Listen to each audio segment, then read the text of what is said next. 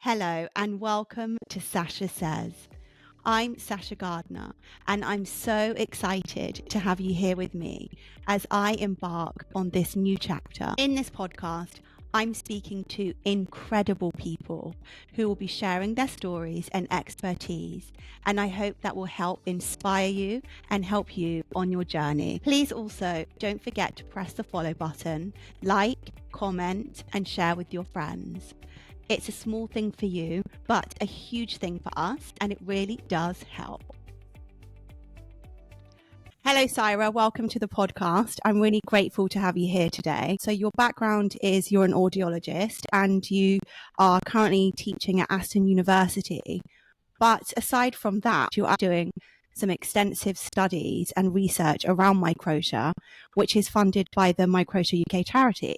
So if it's okay with you, if you could just talk a bit about that, that would be really great. Yeah, of course. Thank you so much for having me on. So my background is a clinical person, and then I moved into education. So I've been teaching undergraduates and postgraduate students. And as part of that, you do research, you get involved in research. And my colleagues and I did a project with parents whose children had a hearing loss in one ear, and how they made sort of their decisions around what's best for their child. And through that, we came across a lot of families where their children had microtia, because as we know, microtia can often present as a unilateral or single-sided, one-sided hearing loss. And whilst I was there, I've always had an interest in pediatrics and working with children. And I hadn't come across much literature around, what's it like for a child with hearing loss and microtia? There's stuff around hearing loss. And I spoke to the Microtia UK charity and they were like, oh, this is fantastic. Yeah, of course. We'd love for somebody to investigate this.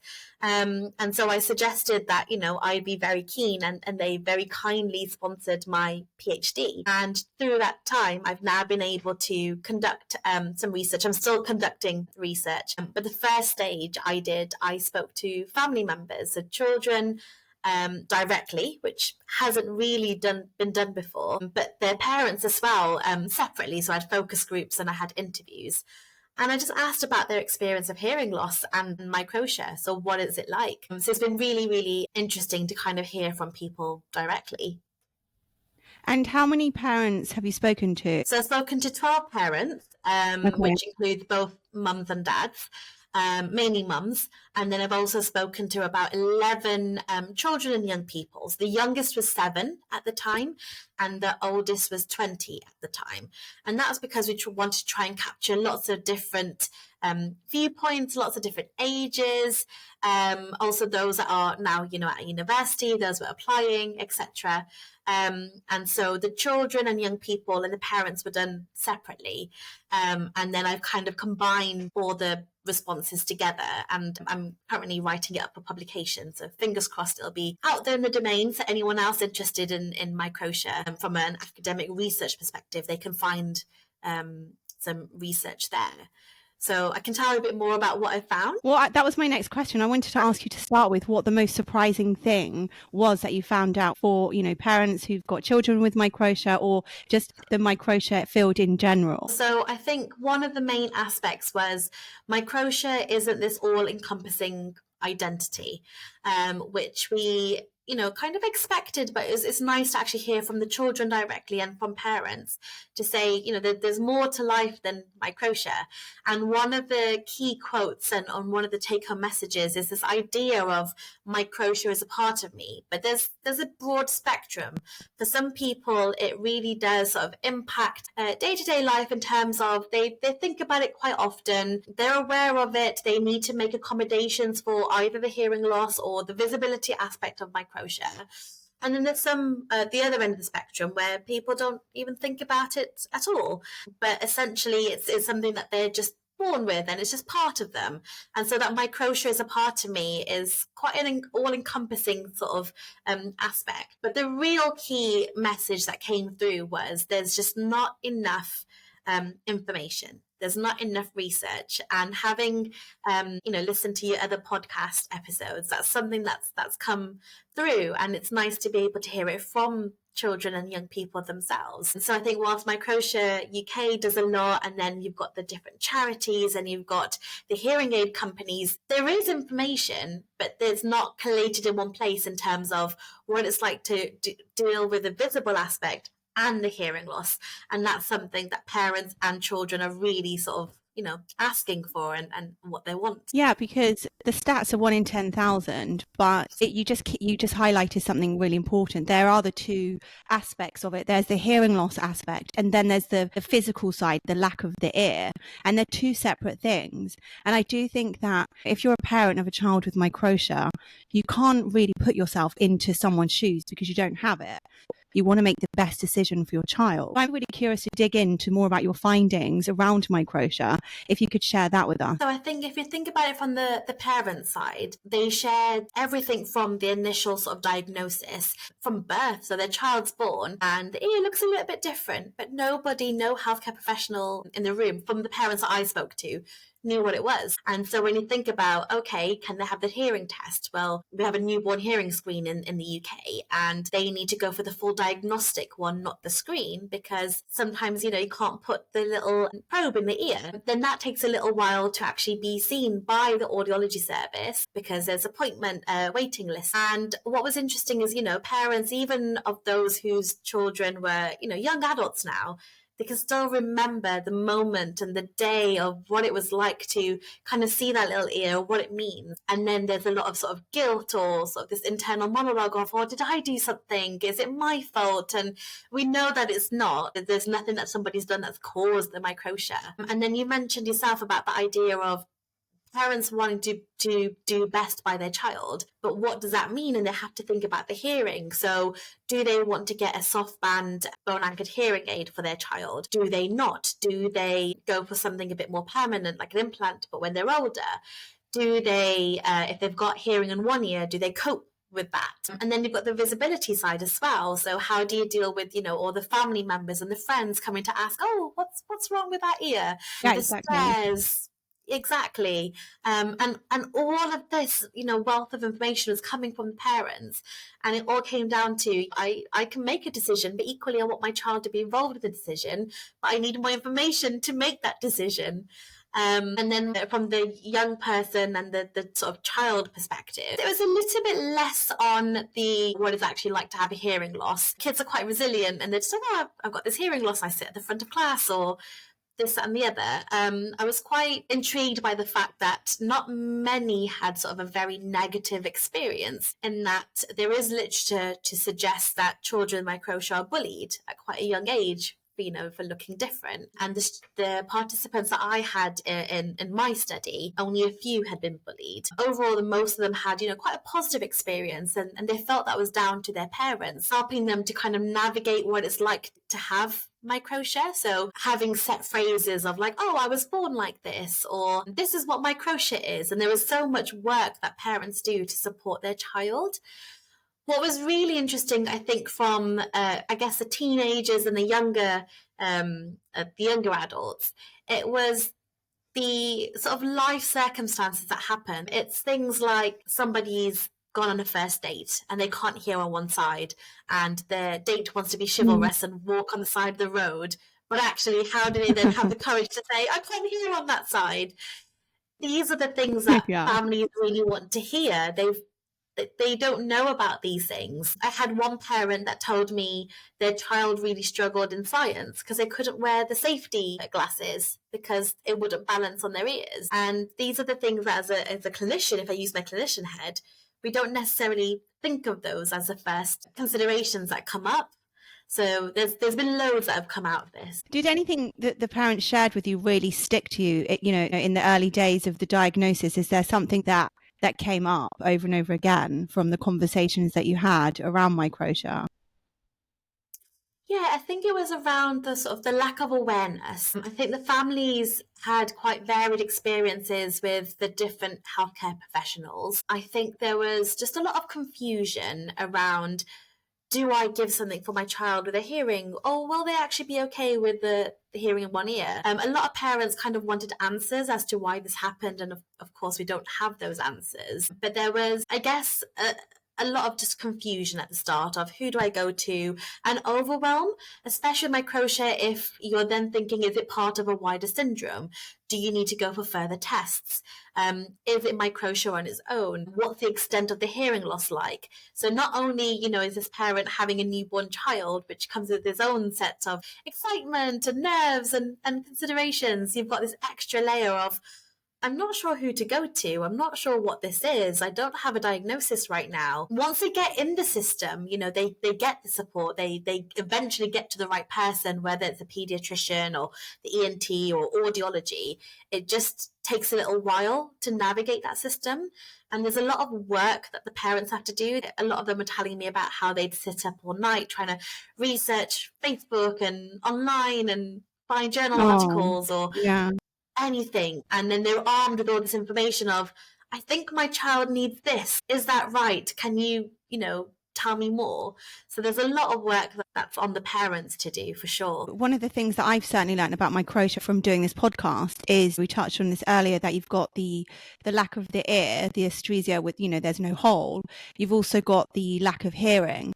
But then also the face isn't symmetric. Some people, they can have the jaw is not as formed, the lip goes up. So like in my case, did that show up in your research as well? So we had some parents, talk about how they were worried it was part of a wider condition like golden hearts, for example. There were some participants that did talk about the differences in the jaw and what that means, and then how it affects them maybe getting braces. I think some did have like fillers or something to support them with that. And again, finding the right surgeon to go speak to at the right age. So what was really interesting with my participant pool, no one had gone down the route of having reconstructive surgery.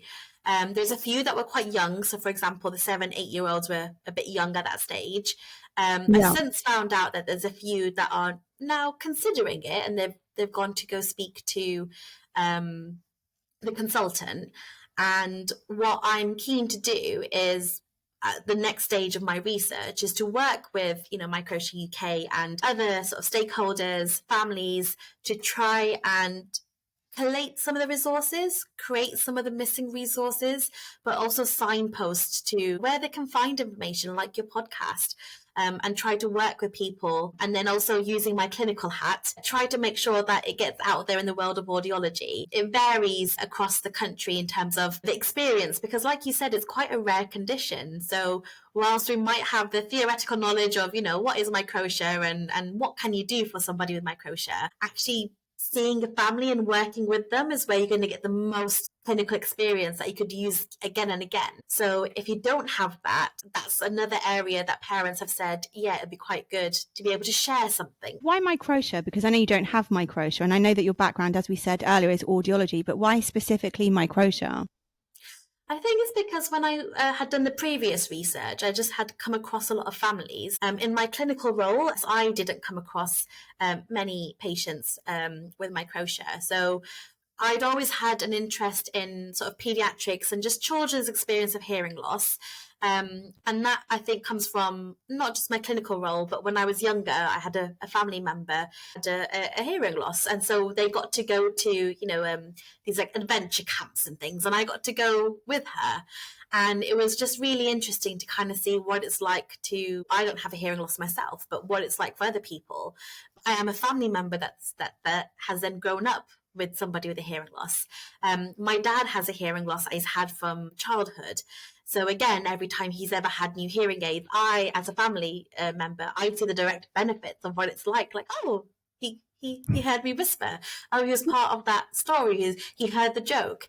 And so when I had the opportunity to speak to Microtia, and they said, no one's done this research, we'd like somebody to do it, I was very much like, yep, I'll do it. I'm more than happy to. And it's been absolutely lovely to kind of get to know the Microtia community, get to know some of the families, and see what kind of benefit it has. So I think it's a combination of my own lived experience, being a clinician, being somebody that teaches audiology, combining that all together. I can see that there's a gap. I can see how there's something that the families would like to share. And if I could be that intermediary person to try and get it out there, more than happy to, and work with the parents and make sure that it's the family's voice that I'm sharing and not, the audiology voice or this voice. It's really important that it comes from the family.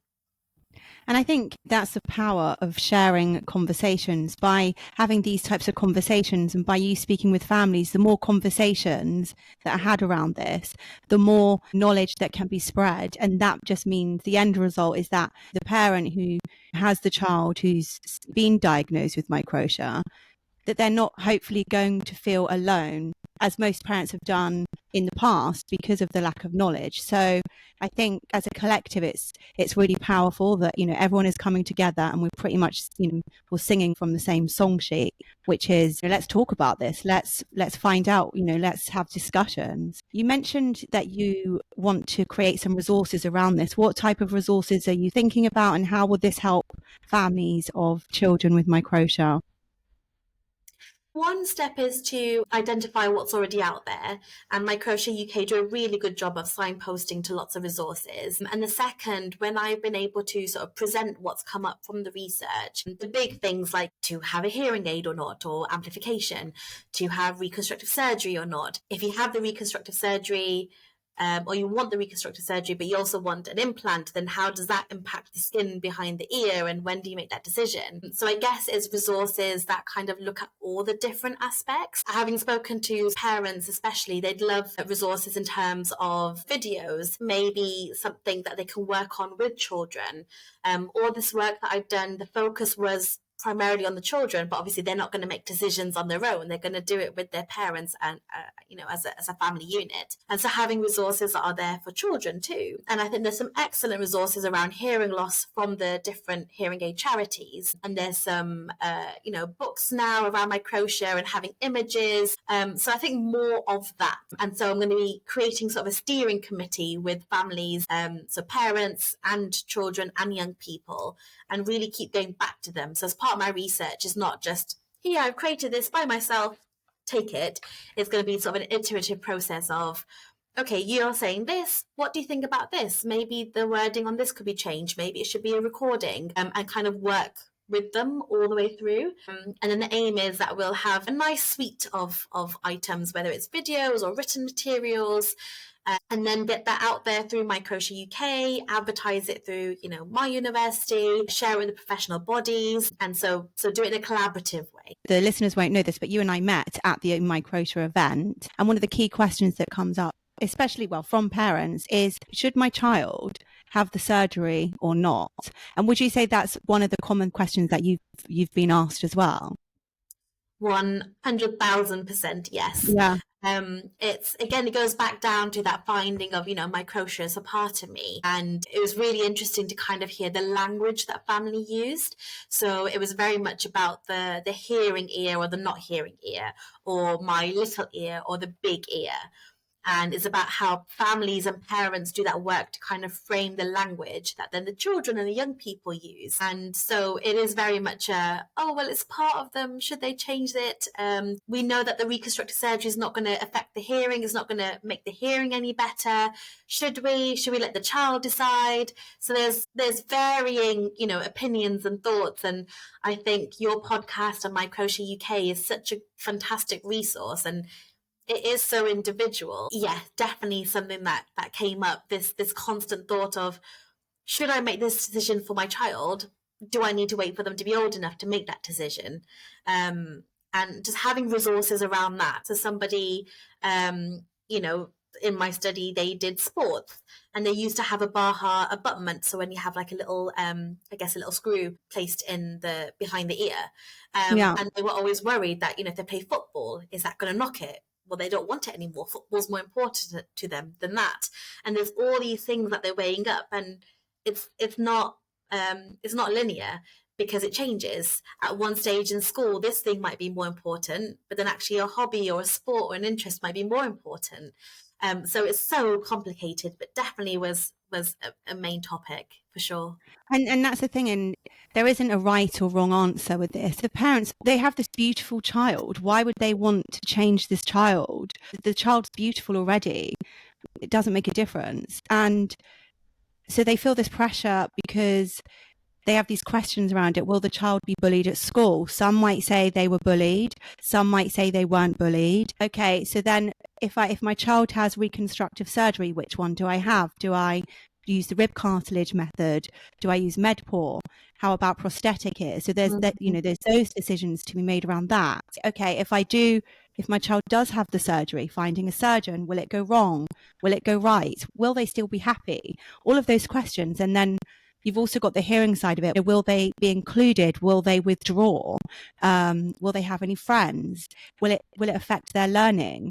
And by storytelling, I hope, help them with those answers. But in your experience, if you were a parent of a child with microtia and you had to make these decisions, what would you do? Oh, that's a really tricky one. I'm not a It is, parent, isn't and I think you're until you're in that scenario, I'm not sure what I would choose. So in my role as, I guess, a researcher and academic, I just want to, again, the end result of the work that I'm doing is not to say, this is a scenario, this is what you should do, because it's not going to work like that. But having access, and there's some fantastic surgeons across the UK that, do speak to the families and speak to the child directly and have those conversations and can go through all the options, I guess, until they get there. They just want a bit of be prepared. They just want to have answers to questions that they have as parents, but also as a child grows up and is more notices the ear a bit more and has more questions, because children are very curious, or the ones that might have said no when they were younger, but actually then say yes. Parents just kind of want access to information. And I guess, whilst I can't answer your question, I think that kind of really drives what it is that I'm trying to do as part of my research and work with families, and just really highlight, this person did this person did this. These are the considerations. It's not just a surgery, it's the time then that they take off school. Well, as a parent, will you be able to take off the time from work to go support your child? And just having that information in one place is the aim. And that's, you mentioned that it is a difficult, I did ask you this question because it is a very difficult question to ask, so I'm sorry about that. But that is the main concern of most parents. And if you ask me the same question, even though I have microtia and I had the corrective surgery when I was 25, I don't even think I could give you a definitive answer either. I don't think you should have to change for anyone. I think if you do want to make a change, it only has to be for yourself. It shouldn't be because, you're being influenced and bullied and people are making you feel a certain way, or, you're allowing outside influences to impact how you feel and making your choice from that. I think it should be that you know your value, your worth, and that you are beautiful inside and out, regardless of what's going on. And that if you still decide to go ahead and make a change in some way, that you're doing it for yourself and not how others make you feel, because that would be a real shame if you're making a decision the other way around. And that's where I do also think that mental health really comes into this, because having microtia is one thing, having supportive parents is another thing, but yet I have spoken to people who have said to me that had they had their mental health in check before they made this decision to go ahead and have surgery, there's a question to be asked that, well, they probably wouldn't have done it. So, and I only really learned that on this podcast. And so I think mental health plays a huge role in this as well. Exactly. I'm not a psychologist by background, but I know with children and having surgery, for example, something like cleft and lip palate surgery, psychology is heavily involved in that pathway, and children and families get access to that.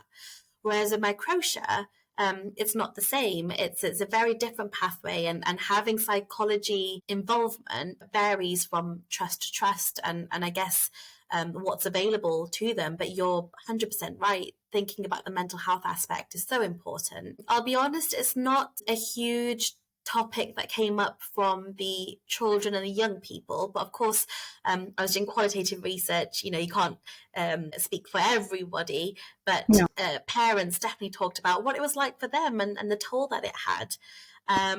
There were times that some of the younger participants mentioned what it's like to have it and if they've been upset or etc. But yeah, I think having the opportunity to factor in the sort of the mental health aspect, psychology, if that's appropriate, would really be so beneficial. I also liked earlier how you said that now people are having conversations around how they frame this with their children, because for me, it's always been my good side, my bad side, and that's it. So it's never been small ear, big ear. It's literally been that. And I also think it needs to be framed in a more positive way versus now if I'm saying good side, bad side, that's not the most positive, is it? And that's really important. So I did have some parents, they talked about what it was like when you're meeting the grandparents for the first time. You've got your new baby, and how are you going to say it without it being like, oh, oh, this is wrong. It was about being positive, and this is my child, and this is what it's like. And it varied the amount that parents, really spoke about it. I think for some, it was very much you just need to say you're born with it. If people ask you questions, you can answer it.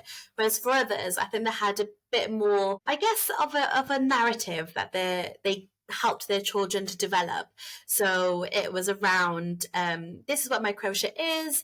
It's something that I can't control, but it's part of me. Some people need glasses. Some people need, I don't know, a wheelchair. I need a hearing aid or whatever else it was. So definitely very interesting. I would say maybe from the previous work that I'd done, there were a few more parents that had used that kind of good and bad. But it's quite interesting that some of them kind of refer to Nemo and, Finding Nemo, and it has a little fin, and the Microtia UK mascot has, a smaller wing. On the logo is a butterfly and it's got a smaller wing. But yeah, I think language is so important, and the resources that are coming out of Microtia UK is about accepting and showing that everyone's individual. And what I love about the Microtia UK family events is that they have young people to showcase their skills and tell their stories in front of all these parents. So there's people that have, can play instruments or can sing, and it's just a lovely opportunity for parents to see that the Microtia is not going to hold their child back. And I think that's something that I've heard you share in previous podcasts as well. It's the idea that you can still be whole and you can still be you, and Microtia is not the be all end all. You have to consider it. You have to think about, the surgery or the hearing or this and the other, but there's so much more to it, and that's been lovely to see. The general consensus around Microtia is that people think it can limit you in certain ways and that you won't be able to do certain things, or because of the lack of hearing, because of the lack of hearing, you'll be limited. You might fall behind at school, and it's not the case at all. If anything, Microtia gives you resilience because you understand if people are bullied, they understand pain, they understand persistence, pushing through. Resilience is such a common thing that I found with people with Microtia. And most people these days, there is a lack of resilience. Whereas I feel like with Microtia, it gives you that extra push. You want to do well. You want to prove people wrong. You are the same. You don't see yourself any different to anyone else, but it's the other people that look at you and try to make you feel different. And so it's that constant battle, especially if you don't have the surgery, that, you can get tired of people staring at you. And people are curious, exactly like you said, so they will ask questions around it. But if you're getting that every day and you've got the same answer, it can get a bit tiring. So in some ways, you almost want to change yourself just because then others will not say anything. But it's because there's always that curiosity around it. And I feel at some stage that can get a bit tiring as well. Based on all of your experiences, if you were speaking to a parent who's just had their child diagnosed with Microtia, what would you say? Oh, I think if I had my clinician hat on, Put your clinician hat on. With all the knowledge that I've now got, and it's at that early stage, I think it's very easy to give all the information and kind of overwhelm the parents. But I think I would tell parents that there is support available. So if they want support from audiology and it's a hearing loss in one ear, they can still have devices. Just because the other ear is working well, it can be quite tiring for a child to always use one. That that option is there. They don't have to fight for it. Let them know that there are resources and there are other families, and probably signpost them to, there's sort of regional networks, and there's Microtia UK and all these things. And just let them, I guess, this isn't going to be life limiting, because that's definitely a concern that parents have. I'll be honest, there were some participants that talked about, they had to consider a change in career because hearing was required, and what that was like for them, but also sometimes not knowing if they were struggling in school because they couldn't hear well, or if it was to do with something else. So just, I guess, letting families know there's support. They can get support in school with, if they do use any devices, they can get access to a teacher for the deaf. That does vary across the country.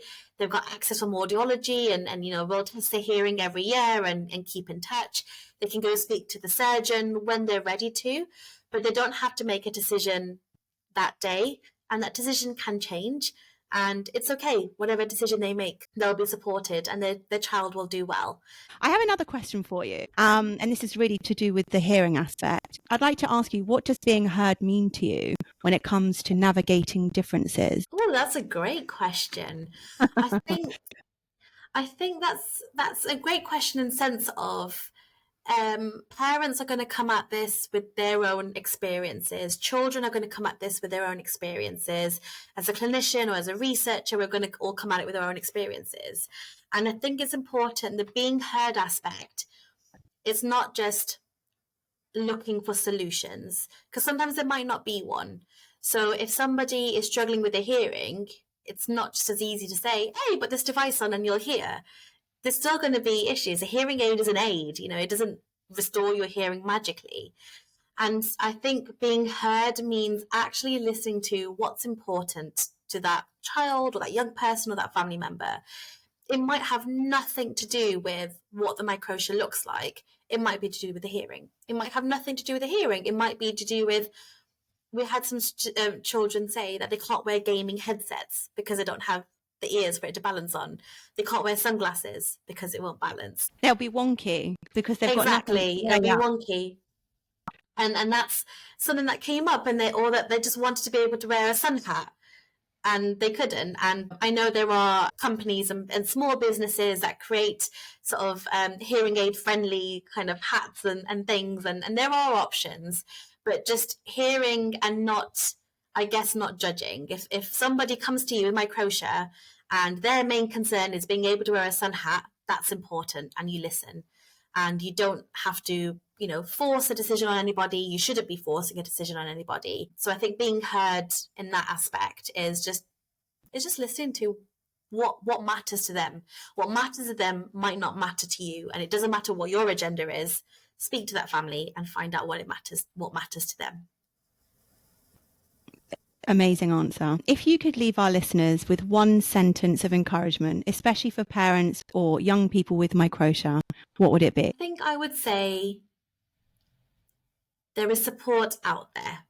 If you have a question, there's somebody willing to listen and to try and answer.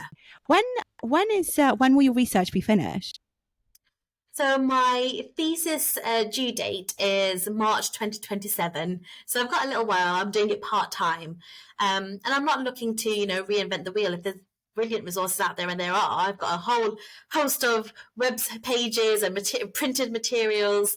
But what I'd like to do as well is just make sure that they're all signposted too. And then any gaps is kind of what I focus on. And I probably won't be able to address every single question that parents have. So I'm going to work with them and work with children as well, and see what are the top ones that we can work with within that time. And because I am working in academia, maybe after my PhD is done, I might carry on. If the microtia community would want me, I might carry on. We love you. If the listeners want to get in touch with you, what's the best way? Probably my work email. So it's Hussain, Hussain, 1414 at aston.ac.uk. I'll send it over to you. I'll put everything in the show notes below. And if they want to get in touch with you, they've got any questions, also if they want to volunteer and help you with your research, they can drop you an email. Is there anything you would like to add on to this conversation today? I'd like to say if anybody does want to get in touch, I'm more than happy to hear from them. My aim is to, once the research is published at each stage, I'll write sort of a summary that will be hosted on the Microtia webpage, and just keep an eye out for any adverts. It really does make a difference once the next stage is approved and I get that out there if people want to join. It's really important. I'm doing this for the community, with the community. Just finally, thank you for having me on. I really appreciate it.